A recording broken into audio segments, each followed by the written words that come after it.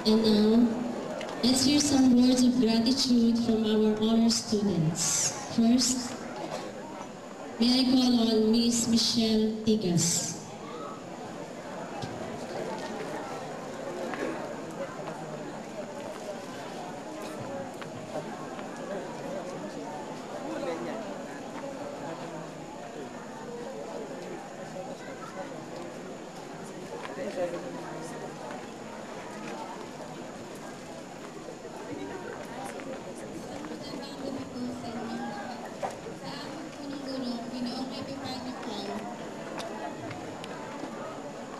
At sa aming administrator, Ginoong Javier Villar-Cacao.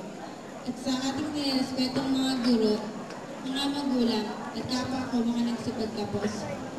Una sa lahat, nais ko magpasalamat sa aking mga magulang, mga butihin naming guro, at ang nagtayo at nagtatag ng paaralang ito, Ginoong Javier at Ginang Bikikaw. Dahil sa inyong pagtitiyaga at pagpupursige sa pagtuturo sa amin. Nais ko rin pasalamatan ng aking mga kaibigan at kamag-aral ng walang humpay sa pagsuporta sa akin. Nagkaroon kami ng magandang edukasyon dahil sa paaralang ito. Bilang ako ang unang nakatapos ng kolehiyo sa aking mga kapatid, gusto kong ialay ang karangalan na ito sa aking mga magulang na sina Ginoong Roberto at Ginang Teresita Tigas na nagpursige at sumuporta sa aking pag-aaral at ginawa nilang posible ang imposible para lang makatapos ako. Lahat ng pagsisikap at ginawa nila, makatapos lang ako at maibigay kung anong pangangailangan ko. Sa mga tita at tito ko na tumulong din para matustusan ang pag-aaral ko sa oras ng kagipitan. Kaya sobra po ang pasasalamat ko sa inyo. Sa ating mga guro na silang nagturo at nagbigay ng magandang aral at dala-dala hanggang sa pagtanda. Silang laging sumasaway at minsan napapasigaw sa sobrang galit. Tuwing tayo mapapasok sa anumang gulo o maling gawain, sila itong tumayo bilang pangalawa nating magulang na hindi nagkulang sa pag-aalaga sa atin at pagpapakita ng kanilang pag-aalala sa kapakanan natin. Nandiyan si Ma'am Carmen, guro na kinatatakutan ng lahat ng estudyante. Magaling na guro bilang tagapayo at tagabatas ng mga estudyante, alam niya na mali ang ginagawa. Siya ang guro namin sa personal development and public relationship, na kung saan itinuturo niya kung paano ang tamang pakikisalamuhay sa ibang tao, kung paano palawakin ang isip at paunlarin ang sarili natin. Mga aral na kapupulutan mo talaga ng magandang asal. Nandiyan din si Mamayet, ang pinakamabait naming guro sa stereotyping. Siya ang guro na hindi susubuan ng estudyante hanggat hindi ito nakakapasa. Talagang hindi siya sumusuko o nagsasawang magturo sa amin. Siya ay masiyahin at mabait naming guro. Sa iba pang mga naging guro namin, sila Sir Nieto, ang susunod sa yapak ni Sir Javier. Sir Angelo, pinakabayad at cute naming guro. Sir Billy, ang pinakagwapo naming guro. Sir Lawrence, mabait pero istrikto naming guro. At si Sir Javier, ang dakilang pilosopong guro. At sa iba pang guro na hindi ko nabanggit, maraming salamat po sa inyo. Sa mga naging kaibigan ko at nakasama ko sa loob ng paaralang ito, malaking pasasalamat ko sa inyo at tanong kayo. Maxton, Fairfax College at High School, at sa elementary, at syempre ang section namin corner. Kahit siyang na lang kaming natira, masaya pa rin kami nagkakasama-sama. Kung minsan, hindi maiwasan. Iiyak na yan.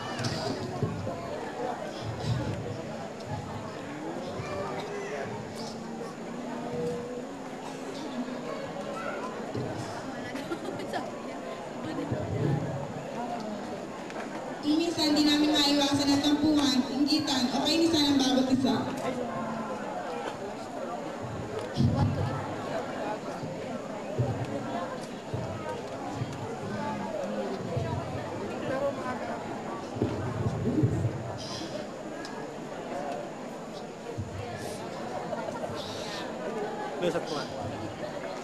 Pero nagkakaroon naman ng awayan na inaayos din.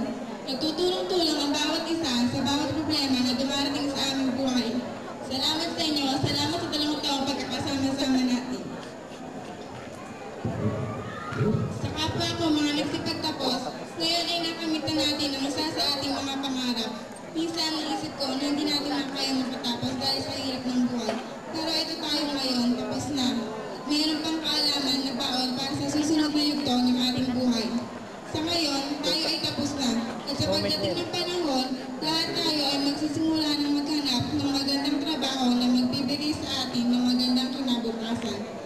ang ating kontribusyon sa mundo ay hindi nasusukat sa kayamanan at naibibigay ng karangalan. Ito ay sa pamamagitan ng sarili-sarili nating talento. At ang daming paraan kung saan makikita ang sarili nito, makikita ang talento nito ay sa ating mga sarili. Ang lahat ng bagay ay nagsisimula sa ating sarili. Kaya kapag ako nagsipagtapos, pamalas natin ang natatangin nating talento sa buong mundo. Muli magandang gabi po sa inyong lahat. Hanggang matapos ang gabi nito ng puno ng kasiyahan. Salamat po.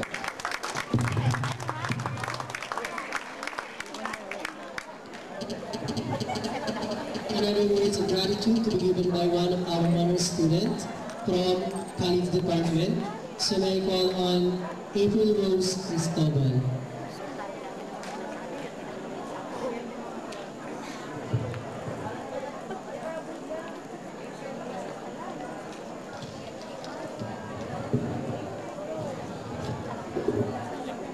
Sir Panacao, to our Administrator, Mr. Javier Villagacao, to our invited guests, to all the BCCSI and PhilComSci faculty members, to their fellow graduates, and to our dear parents, good evening.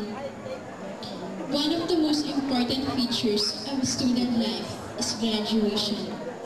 It is the transition from one grade level to a higher one to prepare us students for the realities of life.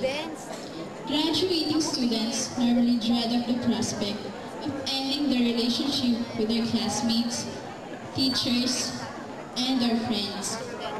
Henceforth, the graduates should also look back from where they came from as a gratitude and appreciation to the years of schoolwork in our beloved alma mater. It is a great pride and honor that I am the one to convey a message to the teachers, classmates, and friends, and most especially to our beloved alma mater.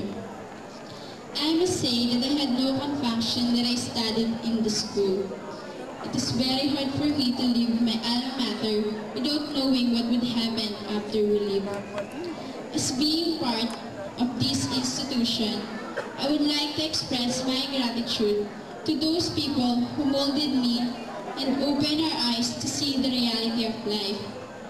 To our academic teachers, Mrs. Mayat Abenasa and Mrs. Carmencita Morales, for always reminding us that mathematics is easy if we would only like it, and for giving us advice to improve our own personality. To our programming teachers, Mr. Billy Jose Tagumpay Marcelo, Mr. Angelo Hipolito, Mr. Emmanuel Mendoza, Mr. Enrico Nieto, and Mr. Lawrence Sumalabe. Thanks for always being there for us, for all the advice you used to tell us, especially when we're being irresponsible at sometimes. We appreciate all those things you have taught us, though at times we think we don't care. Your advice and words really inspires us a lot to continue and never give up at times we wanted to quit. For making some of us cry because we can pass on our actual exams. All of those were really appreciated and will always be memorable. To all the teachers, our instructors, for your guidance, for your understanding, and for looking after us at all times, for your reminders. To all the individuals concerned in this institution, we humbly thank you. To our administrator, Mr. Javier Villar-Cacao, for opening our minds that life isn't all about fantasies, and life doesn't really go around by just dreaming. We have to make it real. For those inspiring lessons you taught us, that education, a real education, is for people who has the knowledge and not just for those who have the means for it. Education wouldn't be real without you. Your words have really opened our minds. To all my fellow graduates, congratulations. May we all have and carry with us this real education wherever we may be. And to my classmates, the Computer Science Department, congratulations. To Miss Ana Maria Salud, to Miss Jovelyn Cruz, to Miss Julian Calma, to Miss Heidi Escalona, to Miss Evelyn Jimenez, Cristal Maria Ortega, Eileen Paluncial, Marjorie Petron, Maria Bettina San Mateo, Shirley Santiago, and Ms. Marina Sotosta, and last but not the least, the only boy in our section, Mr. Noe Hablo. Thank you for the years of a memorable and inspiring education with you. You will always be memorable, and thank you for the laughters we shared in this institution. To all elementary and high school graduates, congratulations, especially to Ms. Elaine Santa Ana. We, as your brothers and sisters, hope that you would also take and bear in your minds this real education and meaningful education wherever you may be. And most especially to our dear parents, for the understanding, unselfish and unconditional love, for your sacrifice, for always standing by our side, and for being our shoulder to lean on. We might not show or tell you how much we appreciate and love you, but one thing is for sure. We owe to you all the success we have in life. You were always there through our failures and simple success. You are our inspiration. Again, to our dear teachers, classmates, and friends, thank you for the years of a meaningful education we shared in this school. Now that we are about to bid goodbye, we can proudly say that this is what real education is all about. May our school continue to inspire, share, and give more meaningful and real education for more students like us, and keep moving forward.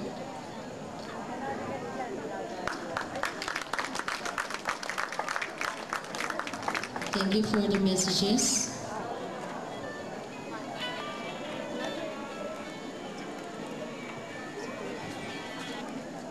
And now let's move on to one of the most important part.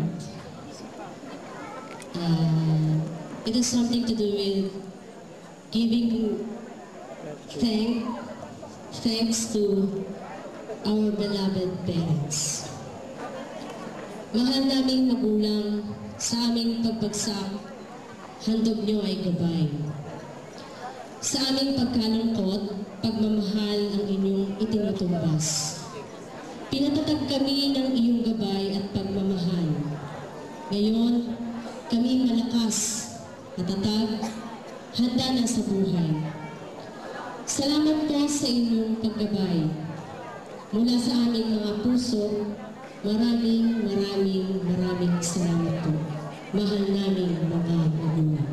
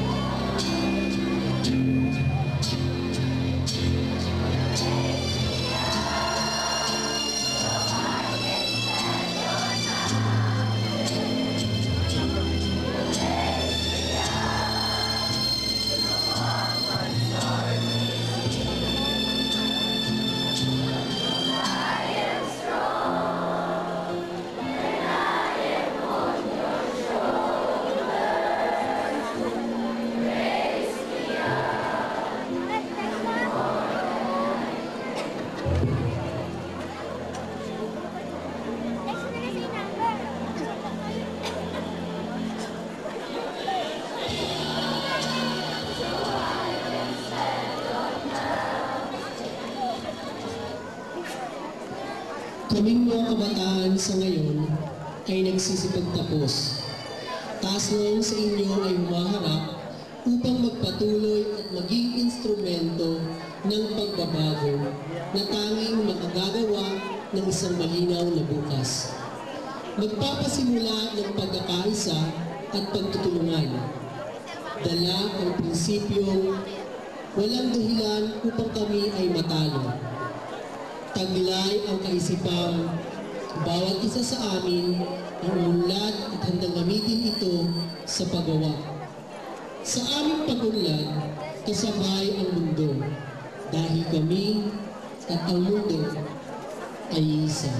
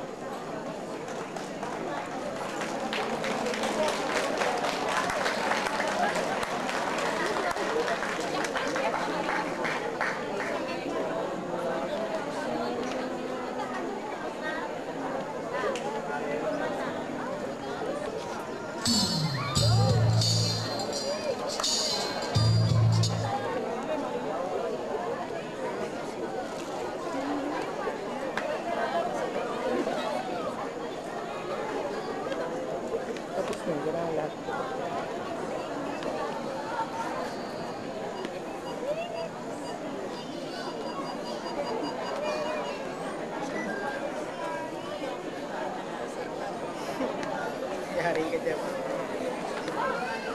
May mabubog ba?